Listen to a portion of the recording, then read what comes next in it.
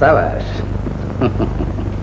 ஆட்டத்தோடு சேர்ந்து கால் ஓட்டமும் நல்ல முறையிலே அமைந்திருக்கிறது. பட்டும் பரவாயில்லை. அருமையான கருத்து. பரிசு கொடுத்துடலாங்களா? நிறுத்து பெண்ணே, இந்த பாட்டை உங்களுக்கு கற்றுக் கொடுத்ததியா? நான் தான். தங்களுடைய திவ்ய சமூகத்தில் அரங்கேற்றம் செய்வதற்காகவே இந்த பாடலை நானே ஏற்றி இவர்களுக்கு கற்றுக் கொடுத்தேன். உன் பாட்டில் பிழைகள் இருக்கின்றன. என்ன பிழை? இசை பிழையா அல்லது இலக்கண பிழையா?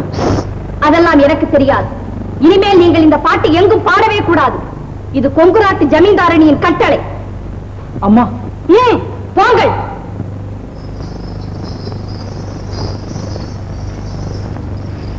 பாட்டில் என்ன குற்றம்? இலக்கணம் தெரியாமலே இலக்கணத்தை பற்றி புரிந்து கொண்டவள் இவள் ஒருவள் தான். என்ன குற்றம் திவானதி? எனக்கும் தெரியவில்லை. ஆனால் இசைக்கு தகுந்தவர்தான் பாட்டு இயற்றப்பட்டிருக்கிறது என்று நினைக்கிறேன். இல்லை, இரும்பு ஆயுதங்களை பற்றித்தான் நீங்கள் படித்திருக்கிறீர்கள், இலக்கணம் படிக்கவில்லை. இலக்கணமோ இசையோ இதில் எதற்கு அனாவசியமான பிரச்சனைகள்?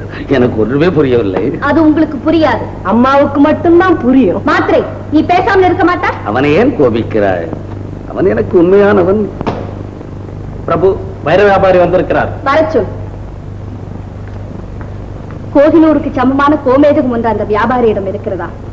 எதையாவது வாங்கி கொண்டே இரு. மாத்திரை ஐயா, மன்னிக்கணும், தீர்ந்து போச்சுங்க. ஏன் வாங்கி வைக்கல? நிறைய வாங்கி வச்சிருந்தேனுங்க. ஆட்டத்தை ரசிச்சுக்கிட்டு அள்ளி அள்ளி போட்டுட்டீங்க. நானும் ரசனையில மறந்துட்டேன். டப்பா காலி. வைத்தியர்கிட்ட போய் ஆயினுவா. வணக்கம் பிரபு. திவான், நான் சற்று ஓய்வு எடுத்துக் கொள்ள வேண்டும். நீங்கள் இருந்த இந்த வைரங்களை வாங்கி கொடுத்து விட்டு என் அறைக்கு வாருங்கள்.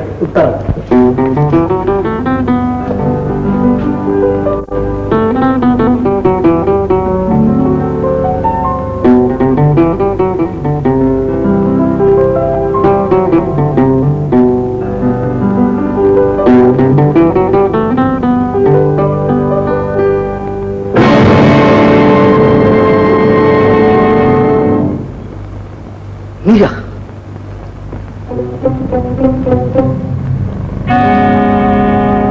உன்னை சுட்டு கொன்னதா சொன்னாங்களே.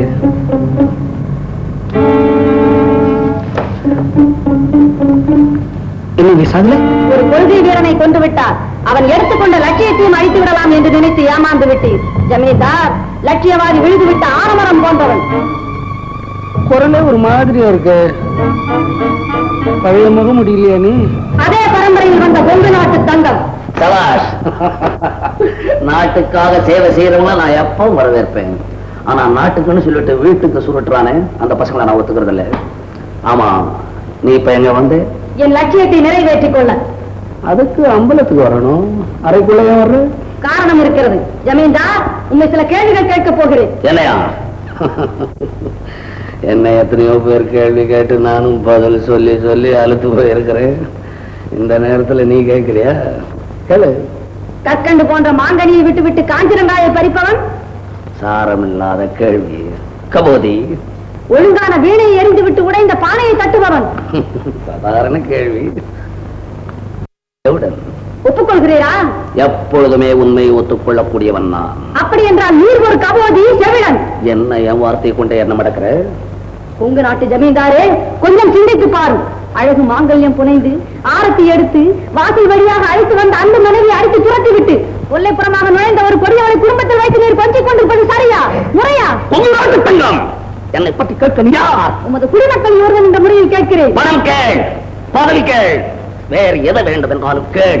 என் மனைவியை பற்றி கேள்வி கேட்காதே. கேள்வி கேட்டால் தான் உனக்கு அறிவு வரும். என் தனிப்பட்ட வாழ்க்கை பிரச்சனை யாரும் தலையிடக்கூடாது. இல்லை, இது இந்த நாட்டின் பிரச்சனை. இதை கேட்க இங்கு எவருக்கு உரிமை இல்லை. இதை சொல்ல உனக்கு உரிமை இல்லை. அவற்றின் அடித்துக் கொள்ளாதே. அதில் தான் இருக்கிறது லட்சியவாதியின் வெற்றி. அதில் நிறுத்திய நிர்ணயிக்கட்டும். நீ ஒரு வைத்து கல்லறை கட்டி விடுவேன். என் கல்லறை மீது முளைக்கிற புல் கூட உனது கைமைத்தனத்தை கொல்லும் வாளாக மாறும். கூறும், உமது மனைவி மக்கள் எங்கே?